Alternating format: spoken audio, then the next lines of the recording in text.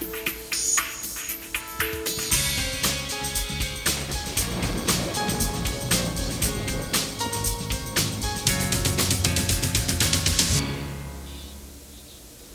evening, I'm Mario Webb, and this is your NSU weather. Taking a look across Louisiana, we can see as this gray area coming in, there's nothing but fog, nothing to worry about, and it's going over NSU as well as into Winfield. And as you can see, our current conditions are at 79 degrees, and you have a humidity of 49%, dew point at 58%, and winds at 15 miles, at south 14 miles per hour. Let's take a look across the state. We leave Shreveport with 80, down in Natchitoches with 81, Monroe going to 82, and Alexandria staying a little bit cool with 79, and Lake Charles as well with 79.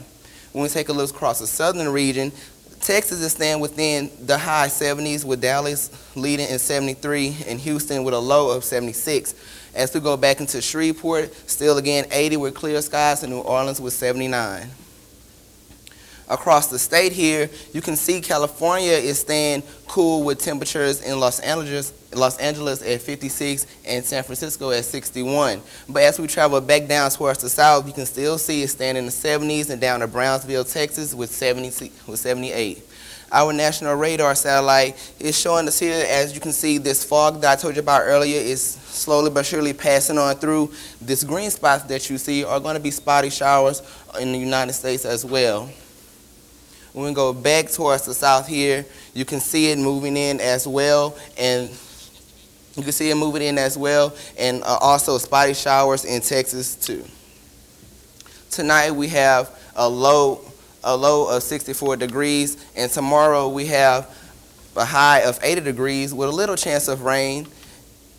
And our 5-day forecast, as you can see, Friday is going to look pretty clear, but not sunny like we like it. You have a high of 80 and a low of 64. Saturday, expect rain, so with a high of 81 and a low of 70. Sunday and Monday, clear skies. We're staying with Sunday in the 81 and a low of 57, and Monday, clear skies as well with a high of 76. Tuesday, partly cloudy with a high of 80. This has been your NSU 5-day forecast. I'm Mario Webb, and we'll be right back.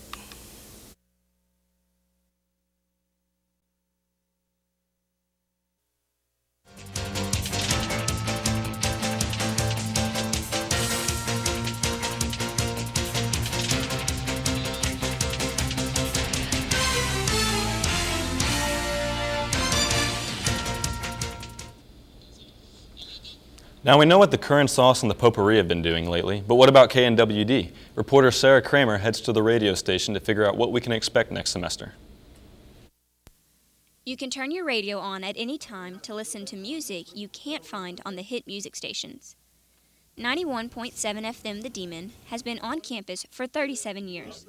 It gives students the opportunity to express themselves as KNWD DJs. General Manager Cody Bork worked hard this year to create more student involvement with the radio station. It's just been the connectivity that we've had to our listeners that's been the greatest thing, and having them to be able to talk to the DJs, talk to myself and the staff is just really productive, especially when you're in a medium such as radio, when you want to have the most entertaining and product for the students. Bork hosts his own show with co-host Ryan Bonet called Nocturnal ADD. The two go on air every Tuesday from 8 to 10 p.m. and talk about anything and everything that's on their minds. But that's not all you can hear on KNWD. The station has a multitude of shows, anything from talk shows to just a couple hours of music. Music director Hope McFarlane is applying for general manager, and she plans on doing what Bork did, getting students involved. But she's hoping for even more student involvement. I always say I want to be like the pulse, like the heartbeat of the campus. For more information on how you can get involved, visit knwd.nsula.edu. Reporting for NSU News, I'm Sarah Cramer. The journalism department offers more than just classes. NSU News goes inside to find out how students can get involved. Many students at Northwestern State University are involved in student activities. The journalist department at NSU allows the student to practice the skills as if they were in the field. They not only produce a school paper called The Current Sauce, They also have KNWD, which is an independently run radio station. Also, NSU has a TV studio that is more elaborate than the TV studio at LSU, the state's flagship institution. The weather anchor position I have now is I really enjoy, and it's something I want to get deeper into, and I think I'm going to continue to do it until I graduate and look for opportunities to pursue that. I can't wait to put it on my resume.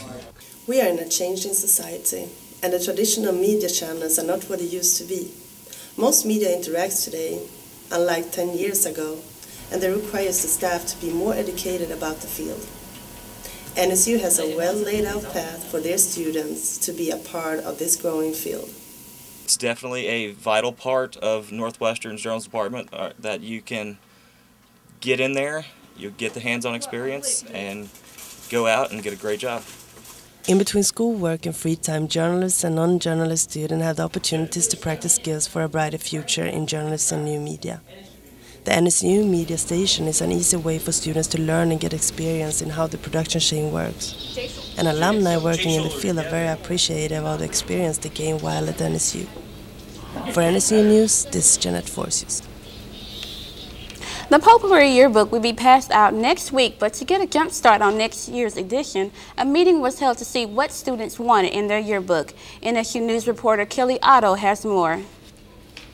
Interested in wanting to know what students wanted out of the yearbook for next year, student Taylor Graves put together Yearbook Forum to get their ideas. I am conducting this forum today because as a future staff member of the Potpourri staff, I am interested to know what the students think about what the theme should be and what the content should be in next year's yearbook. Students came to give their thoughts and ideas of what they wanted to see in next year's yearbook, looking at past yearbooks and other school yearbooks for ideas also. See a more interesting yearbook. I would like to see something that people would actually want to pick up and read, not where they're just going to go, oh, what page am I on? You know, they want to read the entire yearbook. They don't want to just find the groups that they're in and their pictures. I want the students to be represented, not only what they did on campus, such as sports scores and everything, but how they felt about everything, how they felt about losing or winning the game, how they felt about certain things happening on campus, not just that it happened, but how they felt about it. Reporting for NSU News, I'm Kelli Otto. NSU often opened up its track to the Special Olympics. NSU News reporter Trecey Rew was there and has the story. Athletes and coaches from across the parish gathered at the NSU track complex Tuesday to take part in this year's Special Olympic Games. The event started with the parade of athletes and the running of the torch by specially selected athletes. Before any competition began, the athletes took a special oath.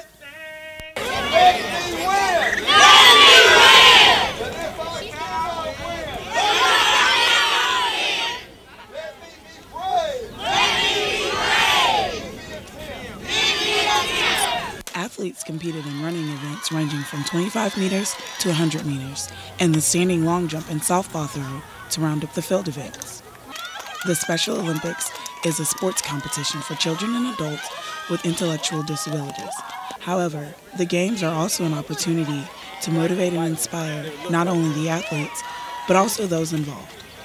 It shows the ordinary person that these children are as capable and able to participate in sporting activities as your normal, so-called normal child or adult. They give more to us than we give to them. NSU student volunteers in several campus organizations lended a hand in helping make the event a success. For two athletes, Tyrone Domino and Chelsea Osborne, competition doesn't stop here. They've been selected to represent Natchitoches Parish at the National Games in Lincoln, Nebraska this summer. For NSU News, I'm Trecey Rew. Nick, is there anything exciting happening in Demon Sports? Well, yeah, the tennis team season has come to an end, but we still got big happenings in baseball, softball, and football, and we'll have more on that when we come back.